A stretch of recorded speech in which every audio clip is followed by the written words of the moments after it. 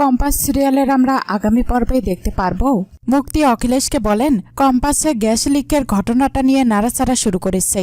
ওইখানে যে ফ্যাক্টরিগুলো আছে তার মালিককেই, সেখানে কি হয় এই সবটা কম্পাসে জানার চেষ্টা করছে।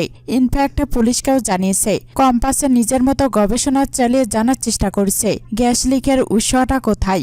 অখিলেশ কম্পাস যদি সামান্য প্রমাণ পায় না, এই সমস্ত ফ্যাক্টরিগুলোকে সিল মেরে দেবেই। যদি সেটা হয় তাহলে কিন্তু আমাদের অনেক বড় ক্ষতি হয়ে যাবে। বেনামে অভিজ্ঞান দত্ত ওই ফ্যাক্টরিগুলোর মালিক হতে পারে, কিন্তু আমাদের ওখানে অনেক রিসার্চ কাজ হয়। আমাদের যেভাবেই হোক অভিজ্ঞান দত্তকে বাঁচাতে হবে অখিলেশ। আর কম্পাসকে কোনো রকম ইনভেস্টিগেশন, পুলিশকে খোঁচানো, এগুলো করতে দেওয়া যাবে না। তুমি বুঝতে পারছো তো আমি কি বোঝানোর চেষ্টা করছি তোমাকে? ওই মেয়েটার পাকামিটা আমাদের বন্ধ করতে হবে। অখিলেশ বলেন এই বন্ধ তো তুমি করতে পারবে, আমি আগেই বুঝে গিয়েছিলাম বলে, কিন্তু সরস্বতী পূজার দায়িত্বটা কম্পাসের ঘাড়ে চাপিয়েছি। আর কলেজের টিচারদের তরফ থেকে দায়িত্বটা দেওয়া হয়েছে। সেটা এমনি এমনি ভাবছো? প্লিজ মুক্তি, আমাকে না কাজে শিখিও না, নিজের কাজটা ভালো করে করো।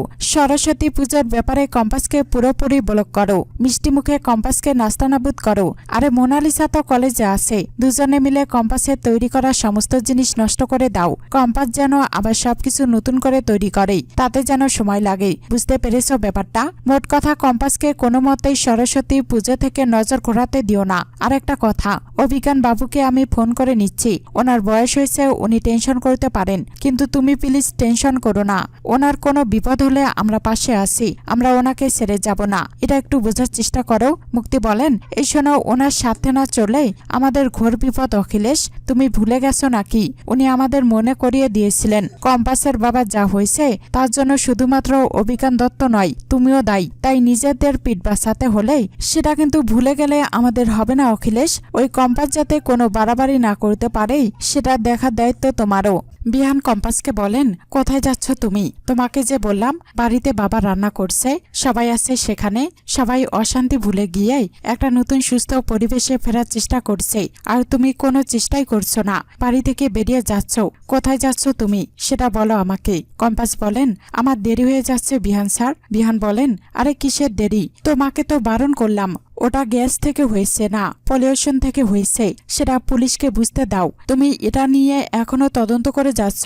আরে তুমি কি একাই সবকিছু করবে নাকি? কাকে বোকা বানাচ্ছ? কেন মিথ্যা কথা বলছো?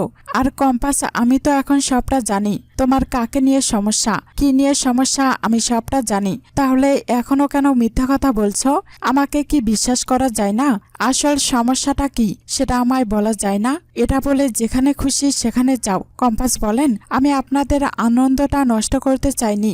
আপনি আমাকে বিশ্বাস করেন তো? আমিও আপনাকে বিশ্বাস করি। তাহলে প্লিজ আসুন, আমার সঙ্গে যেতে যেতে আপনাকে সবটা বলবো। আমার বাবা বিপদে আছেন বিহান স্যার।